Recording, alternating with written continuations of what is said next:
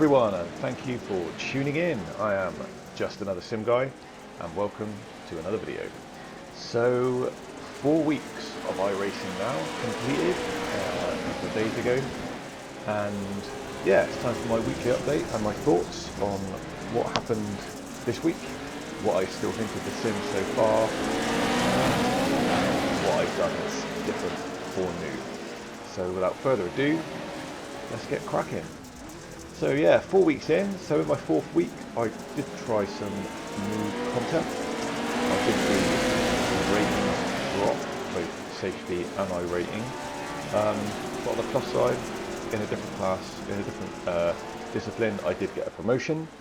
There were a lot more crashes this week, so most not my fault actually, but I also did make some mistakes, but generally the mistakes I made were spinning myself out rather than crashing into anyone else.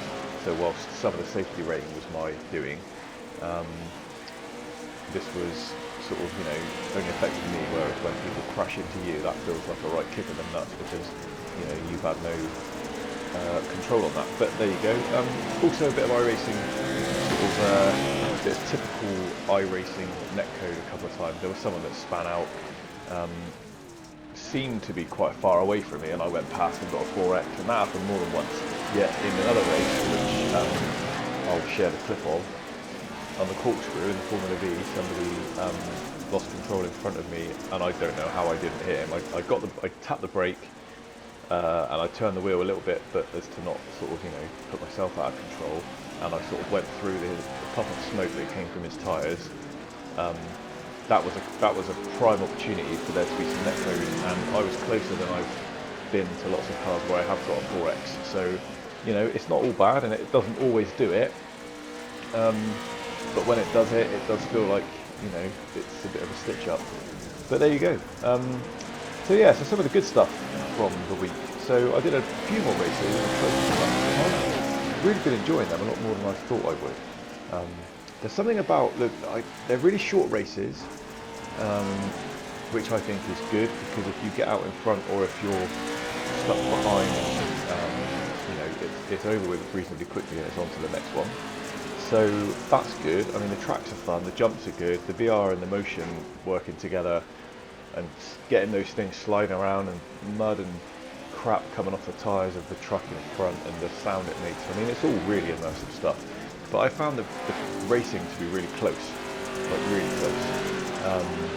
And I've had some great battles in the trophy trucks. And I actually got my promotion. So, by being safe, got up to Class D, so out of the rookies, and then that unlocks some extra content. So you do some longer races, they become 10-lap races, but they're well under a minute lap. So, you still finished in like 8.5 minutes. So still a good fast burst of race energy in those races. On the not so good side of things, road was a bit rough. I didn't have time for many road races. I did give Class D Legend cars a try, and I found that to be a bit rough. Not only was my driving a bit pants, people weren't particularly respectful, and there was a lot of contact. I'll show some crashes and bits and pieces from that. Some of it was my fault. I was losing it on corners because I wasn't used to the car. I didn't dial in my full speed back. They're sensitive little things, and I'm sure when you get them down, they can be really, really good fun. But the race I was in, there was a lot of people driving like idiots, which was a bit of a shame. And on the Formula side of things, I watched my Formula rating plummet this week. It's been a bit of a shame. I was up to 1700, 1750 perhaps. I'll have to have a look at. I can show the graph actually, because there's a sort of progress graph that you can get. So I'll pop that up on the screen. But yeah, it just took a bit of a dive. I mean, we were at Laguna Seca. I chose to focus on the Formula Vs. I think one of the things I thought I was doing was maybe chopping around a bit too much and trying lots of different stuff, and then not actually giving myself any time to get any good at any one of them. So, in the past I was doing a race in the Mazda, I'd do a race in the Formula V, I'd hop into the race 1600s, then I gave the Toyota a try, Then I wanted to do a race in the BMW, and it's almost like you're trying that track and that race once that week. Like, what do you think's going to happen? You know, you haven't put any time in. So I thought for a bit of consistency, I'd maybe just do some Formula V races at Laguna Seca and do several of them, and hopefully try and find some pace. Now I did, and I had a couple of really, really unfortunate incidents. One of them, I qualified nice and high, and then there was some turn one drama. The guy in front of me just span and then roll. You know when people spin and they go out of your view, but they roll back in, and you think to yourself, they've gone. They should stick the brakes on in a crash, obviously. You know, or when they lose it, and then for whatever reason they just roll back in front of you. So that happened to me once. So my high qualifying became a bit of a waste, because that, you know, it takes you ages to get towed back to the pits. By the time you come out, everybody's gone. I think I ended up finishing after qualifying like in second. I think I finished in like 8th maybe, or 9th. So, you know, the rating takes a bit of a plummet, because in that race I was car number 2 or 3 as well.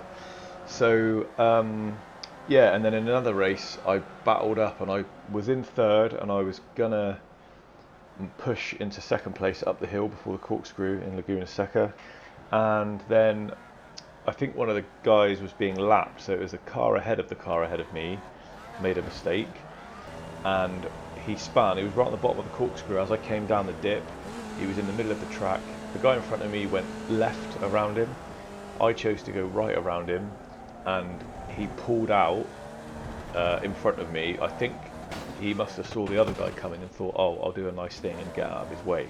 But by doing that, he got into my way, and I had no way to avoid him, and that, you know, that totaled me. But I didn't get towed, but that was the last lap, so I just limped my way to the finish line, and I think I lost 5 or 6 places, so I ended up being like 7th or 8th.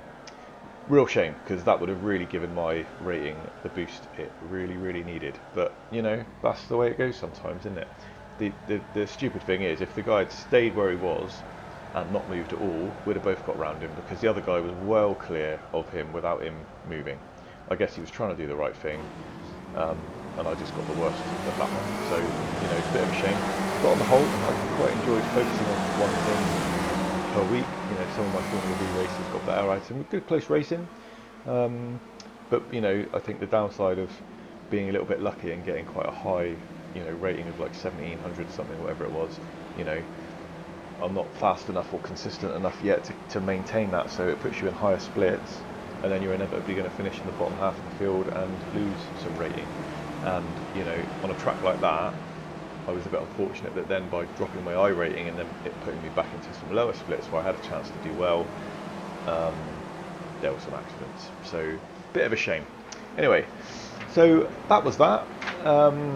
So whilst I've still got my licenses, I've seen my ratings you know, drop a little bit, but I'm not focused on it. I'm reporting this not because it bothers me, but just to give you guys a bit of an update. But still having a blast. You know, for me, I get good use out of this. It's good value. I got the reduced summer sale. You know, 12 weeks for a little over £12 English. So you know, not a huge investment. I'm not buying any content. One thing I did do was I invested 50 cents into iRacing, and we did our first community race. So we bought a server for an hour, and we took the Mazdas around Alton Park, and that was a blast. We filled the field up with AI, and did a couple of races around there. Really good fun. So if you want to get involved in that, make sure you connect with us on our Discord, links in the description. Get involved in the next one. We're going to be doing community races on iRacing and other things like AMS2. So there's always going to be something going on, something for everyone. There'll be some dirt rally sort of challenges as well. So there's going to be plenty to do. And yeah, I think my focus over the next week, or perhaps the next 2 weeks, is to try out some more new content, but also just focus on like one class in particular. So if I pick the road, I'll probably leave the formulas for a week, and I'll pick the road class, pick a car, do the same series for a few days or a few races over the course of the week, see how I get on with that. and I will dip into some new content. I've still yet to try the road ovals and the dirt ovals, so I'm going to do at least one race in each of them just to dip my toe, see what people are raving about. Lots of people in the comments keep saying I've got to give it a try, and you know, I paid for that content in a way. Seems silly not to use it, so I'm going to give them a go and let you know in next week's update how that goes. But I'm hopefully going to get my ratings to creep up a little bit and try and be a bit more consistent. But as you know, there's so many decent good sims out there, and not enough hours in the day to play them all. You know, we can all only do what we can do. Anyway, we've got a lovely new website, so do go and check it out. Again, the link's in the description. It's justanothersimguy.uk. Plenty of information on there. There's going to be blogs about new games coming out, and you know, where we are in early access games and what's happening with different things in the sim space. There'll be stuff on equipment. There'll be some affiliate links so you guys can save some money. There'll be a community section where we're going to sort of help other creators all come together and help each other, so we can all benefit and grow together. So if you've got your own channel, if you're a content creator, if you're a skin creator, if you're a modder, whatever the case may be, if you want to reach more people, feel free to get in touch and get involved on the website, and we'll feature you as much as we can, and then we can all grow together. But your support so far has been fantastic, everyone, so thanks for that. We're maintaining a nice steady growth in both subscribers and viewing hours, and that's fantastic. That lets me know that you know, the content is being well received. I love to get your comments, I love to answer questions, and I make an effort to reply to everyone, you know, positive and negative. There haven't been very many negatives, to be fair, so hopefully it's all being well received. But yeah, hopefully you've enjoyed my weekly update, and I'll update you again soon. iRacing, for me, still up there. You know, is it the best sim? Everybody seems to be very much one way or the other with it. Lots of people are against the payment model, think that it's unfair that you should pay a subscription and pay for content. I disagree. I think the subscription is value, and you know, you can get good value out of it by using the base content, so you're not forced to buy anything further. Obviously there's benefits to it and it gets less boring, but you don't have to.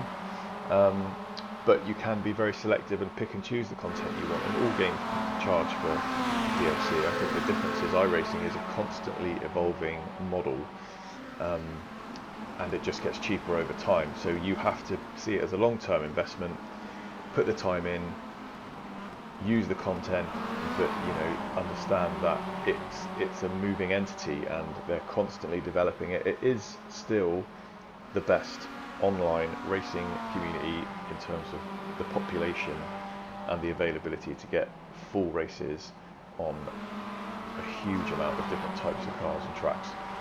There's no two ways about it, but you pay for that. You pay for that opportunity. So it's not for everyone, and you know, I certainly wouldn't. I'm not a fanboy. I'm not going to promote it to people. I don't get anything out of promoting it. I'm just giving my honest opinion that for me, and for now, I'm finding it good fun and pretty good value. So yeah, that's where we are. Anyway, thank you very much for sticking to the end. I hope you've enjoyed the highlights and bits and pieces going on in the background. Don't forget to connect with us on Discord, check out the website, look at some YouTube clips, and make sure you sub. So I will see you in the next one. I have been just another sim guy. Take it easy, guys. Peace.